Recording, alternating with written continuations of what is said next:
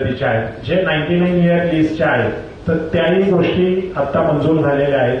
त्याच्यातही जे अधिकृत बिल्डिंग बांधून जिथे राहतात आणि प्राधिकरणानेच ते विकलेले आहेत, तर अशा लोकांनाही आता लगेच प्रॉपर्टी कार्ड मिळणार आहे.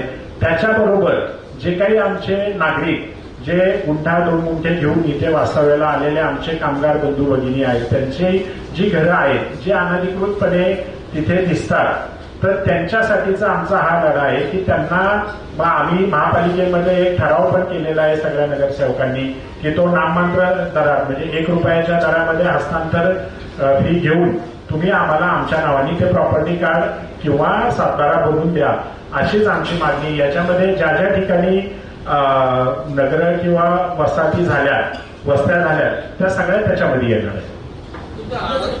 विषय भाजपने मागे 14 पासून घोषणा केली, 19 घोषणा केली होती. शहरामध्ये अवैध बांधकाम नियमित करणार